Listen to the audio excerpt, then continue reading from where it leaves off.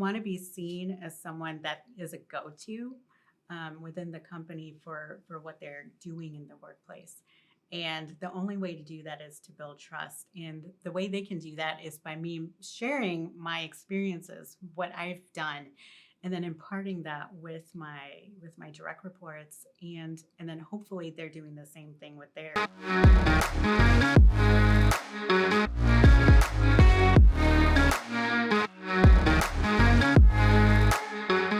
Hello, everyone. Welcome back to Project She Leads. My name is Nori Joaquin, your host. If this is your first time here, thank you so much for taking time to watch us today. I hope that you will consider subscribing. Today's episode is going to be on relational leadership. Do you find yourself struggling between leading with your heart and leading objectively? Well, if you do, today is going to help you. Today is going to be part one of a 3-part series, and we're going to be having tons of tips on how you can be more proactive. And to help me do this is my guest, Wilma Thomson. Welcome, Wilma. Hi, Nori. Thank you for having me. I'm really excited about this conversation that we're going to have, and I'm really hoping that there's going to be some really great takeaways that come from this. So looking forward to this conversation. I believe there will be. So can you share a little bit about yourself?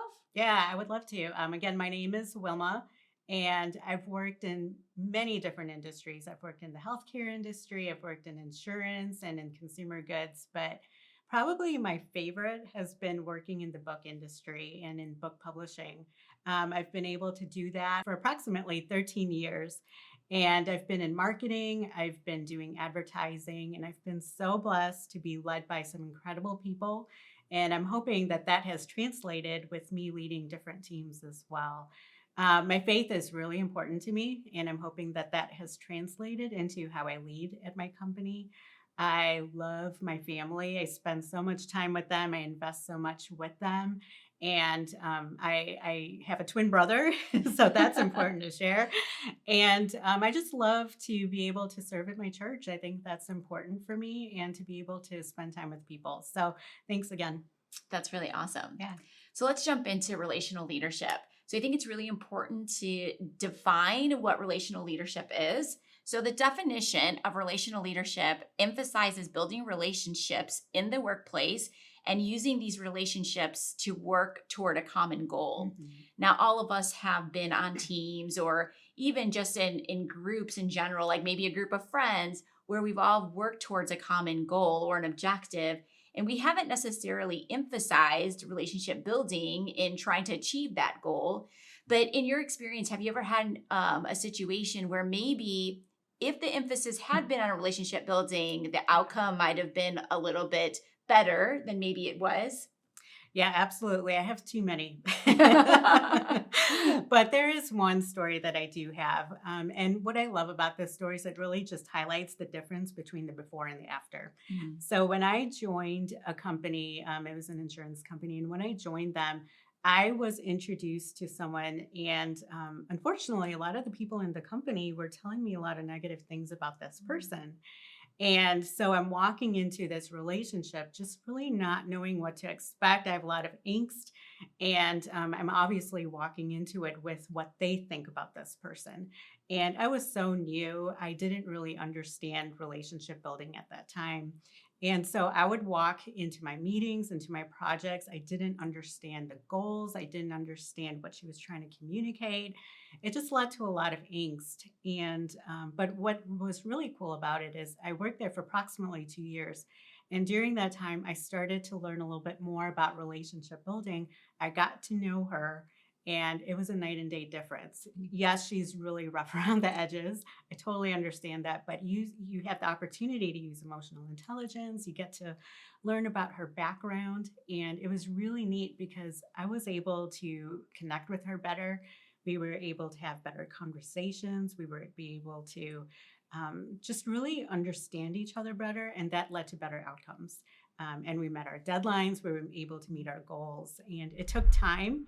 We had to take time to build that relationship, but I had a really positive outcome from it compared to maybe other people who just didn't see the importance of building that relationship. Yeah. What I love so much about that story is that we all have different experiences with the same people. So my experience with one person will be totally different than your experience with the same person. Yep. Mhm. And I have found whenever there have been like new hires, I always try to allow those people to come to their own conclusions on the people that they work with. Mm. So even though I might be tempted to be like, oh, I should probably warn them about this person or that person, Yeah. I really try to limit that because Mhm. it's really not fair. Right. It's not fair to the person who maybe you have a negative attitude or, Mhm. perception of, but it's Yeah. also not new to the new person because now they're filtering their experience by what you've shared with them.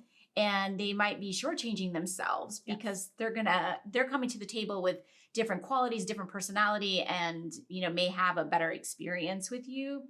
Mhm. So I love that. One of the things that I've experienced is that I was on a team where everyone was geographically in a different place. And there was a couple people that also worked remotely.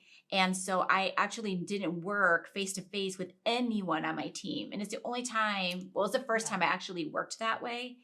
And so the manager really fell short in trying to keep everyone connected. So we didn't really have a lot of team meetings or anything like that. She tried, but I think because there was already that disconnect, people weren't, you know, sharing, they weren't participating. It was Mm. like Yeah. crickets a lot of times. It was very awkward, super uncomfortable. And the meetings just ceased, I think, after like one or two that I was on. And so we worked like that for about a good year and a half.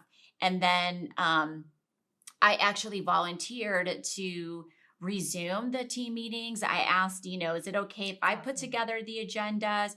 Because I find like I tend to be energized by putting things like that together. Yeah.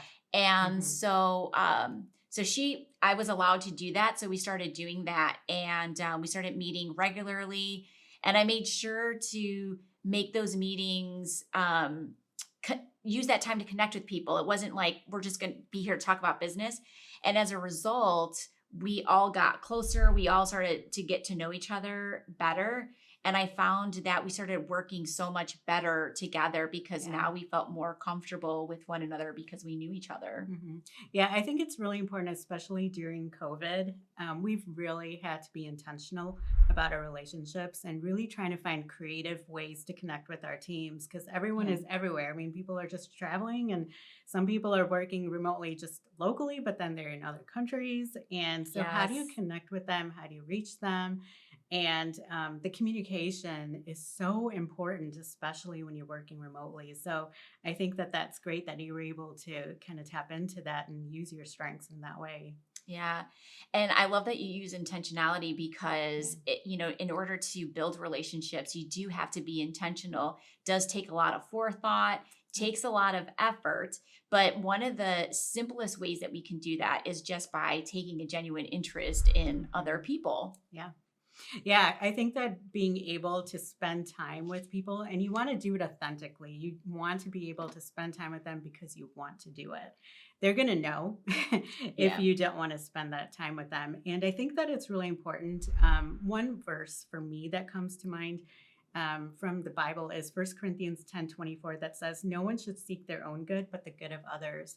And I use that verse when I am working. I think it is so important to put people before yourself sometimes and to spend time with them and get to know, what are their interests, what are their likes. You want to be able to connect with them in a way that shows that they're valued, that they feel that they are genuinely recognized and they feel like they're deserving to be there. So there's just some takeaways that comes from having a genuine interest with your colleagues, with your teammates, and even your direct reports. Yeah, I think about that saying that says that nobody cares how much you know until they know how much Yeah. you care. Mhm. I think that's so appropriate here because when you are taking a genuine interest in others, as you mentioned, they feel value, but I think it's also incredibly motivating to know. I mean, don't it makes us all feel good when someone is actually interested in talking to us, when they're Yeah. interested in their ideas, when they ask you, so what do you think about that? Inside you think, oh, wow, they actually Yeah. care about what I think. And it can go so far when you're on a team or just in any kind of relationships that you have. Yeah, it's really important when you're connecting with somebody to make sure it's a two-way communication, a two-way interaction. Because if it's not being reciprocated, you're going to have a really hard time. It's going to be a Yeah. challenge. You're really going to have to pull from people. But no matter what, don't give up. Keep trying to have that genuine interest in that person.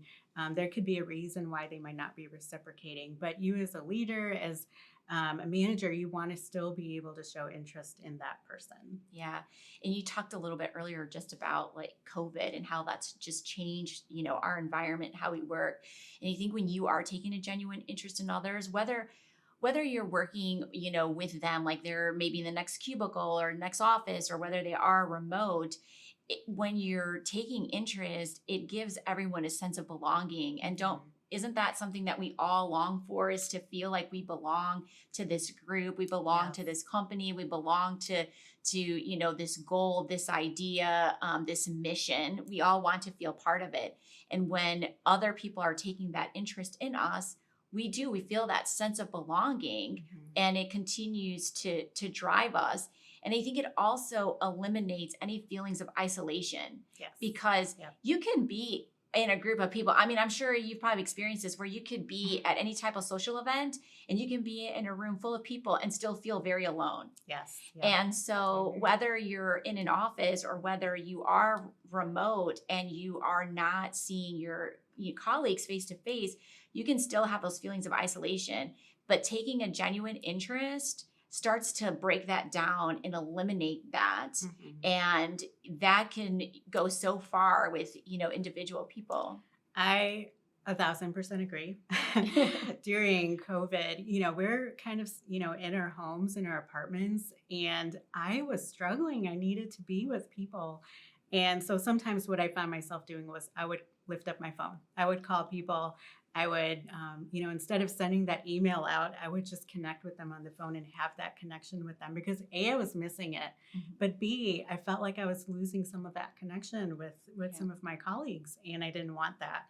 Yeah. So being able to be, again, intentional Yes. and just taking that time to call somebody, or if you can't call, instant message somebody, Right. and change that level of communication and just that ability to interact with somebody. It makes a world of a difference. It really does. I think when those things are all in place, it creates a space for collaboration. Yes. I think Yep. people become a lot more comfortable about sharing ideas, sharing their thoughts, participating. And I Yeah. think that, again, because we're all working towards something, Mhm. it makes it a whole lot easier when people are willing to kind of share their part, and collaborate, with other people. Right, exactly. I have a coworker who she's kind of taken on a new job kind of on the side, and she's working as a consultant for a consumer goods company. And it's been really interesting to follow her journey, because she this was literally last week. She was just talking to me about how she has all the training, she has all of the materials that she needs. The one thing that's missing is the relational aspect. Wow. And it was so timely to hear that, because Mhm. it mattered to her. She's a very relational person. And to not be able to connect with that trainer and to be able to talk and to find out, what is her experiences like, it's going to set her up for success or not. Right. And, obviously I want to see my friend succeed and, Right. meet her goals. But, she's having some self doubt right now. And that's another thing that can happen when you don't have that relational aspect. Right. Right. One other great tip, is how much you can build trust, which I think you alluded to Mhm. earlier. Yeah. Building trust is so key in being able to meet those goals, and being able to meet the goals of just the individuals that are on your team. Mhm. Yeah. One of the things I like to tell people who join my team, and even those who have been on for a while, is make sure you're building trust with your colleagues. Make sure you're building trust with different departments. You want to be seen as someone that is a go-to within the company for what they're doing in the workplace. And the only way to do that is to build trust. And the way they can do that is by me sharing my experiences, what I've done, and then imparting that with my direct reports, and then hopefully they're doing the same thing with theirs. So trust is so important, and it leads to better outcomes. Right. Another great thing about taking genuine interest in others is just how far it can take you and how it can benefit Hmm. you. Yeah. I know where I currently work, the relationships that I've built, with people have really helped me to progress in my career. I have been reached out by others who I've never met before simply because they heard something about me from someone else that I used to work with. Yes. And so, it pays not only to obviously do a good job, right? But also to build those relationships because Yeah. you never know when people are talking about you or suggesting that someone reach out to you, or just singing your praises. You have Mhm. no idea when those things are happening. And so it really does pay to take that time, to take the effort, to be purposeful about building relationships. Yeah, the other thing too, along with that, is with mentorship. I've been blessed because I've had several people that have poured into my life Mhm. consistently, especially in the workplace. And what I've noticed from that is I've taken those lessons, those experiences, and I've been able to pour into other people as a result. I find it very enjoyable. There's so much fruit that comes from that. And then what you find out is then you have a team that also wants to start mentoring and pouring into other people as well. So what you're starting to do is you're starting to create a culture of mentorship within the company as well. And hopefully you take that even outside of the company into Yeah. your personal life too. But that really creates a more positive work atmosphere too. Right. So, as great as taking a genuine interest is, it does help us to become more empathetic to the Mhm. people that we're working with. And that's such a core quality in leadership is showing empathy. Yes, absolutely. I think it's really important to be able to understand where someone is coming from with their experiences, with just what their background is, Mhm. and what are their thoughts behind a specific project, or it could be just a specific situation. You want to be able to hear the other side sometimes, and to be able to connect with someone emotionally in that sense and understand where they're coming from just really helps to open up your world a little bit more. Right. It opens up ideas. It creates more innovation because of having that empathy. I think there is a balance with that empathy, and that's where I think emotional intelligence comes into play. But it is such an important skill to have, and I think that you're going to find more success when you have the ability to be empathetic. Right. It's not always easy. I Nope. think there's some people that can naturally gravitate towards that a little bit easier than others. But I have found that it really takes a lot of humility to Yes. be able to be Mhm. empathetic because it really is just the exercise of putting yourself in someone else's shoes, trying to look at a situation from their point of view Mhm. and trying to then re examine. If I was in their shoes, how would I see this situation? Yes. How would I have interpreted these words, this conversation to see is there any validity to how that person is reacting, how they process that information, and to take time to then re-examine yourself. Oh, maybe I was in the wrong. Maybe Mhm. I wasn't Mhm. clear. Maybe part of the misunderstanding was also my fault. And so with that, it does take a lot of humility to be Yeah, able to admit, it does. Yeah. that it wasn't just them misunderstanding and them reading the situation wrong. Absolutely. I think it's important to understand you're going to have disagreements and you're Right. probably not always going to agree with something they might be saying or vice versa. But again, it just helps to be able to bring yourself to that point and say, okay, I just heard something and now what do I do with this information? Um, one of the things that I've learned so much from having that skill of empathy is I've had to listen. And Right. that can sometimes be hard. But the opportunity to just sit and listen, and sometimes I just want to talk. you know. Right. We all do. Yes. But to sit back and listen when someone wants to share something, it could even be a complaint, but to listen I think that's a skill that sometimes can be lacking in the workplace because we always have ideas and opinions, but you want to be able to hear the other person out, whether it's good or bad. And, that's something that I'm certainly working on in the workplace, especially.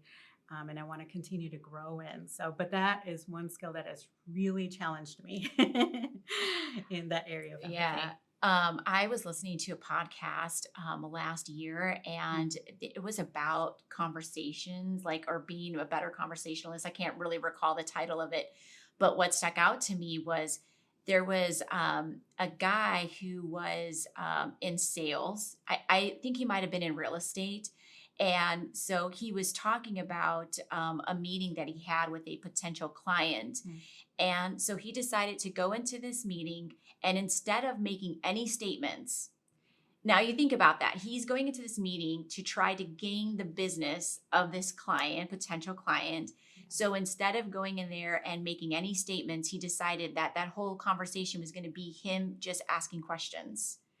And so he had to be thinking as he was listening to the needs of the client, what they were looking for. He would just follow up with another question, follow up with another question, follow up with another question, instead of being able to say, I'm perfect for this job, or I can do this for you. Mm-hmm. This is what I can promise you. Those are all statements. So he didn't say any of those. He just asked questions. And at the end of that conversation, this potential client said, I think you are the perfect person for this job. Love it. And so what he said was that the person who talks the most feels the best about the conversation. Mm.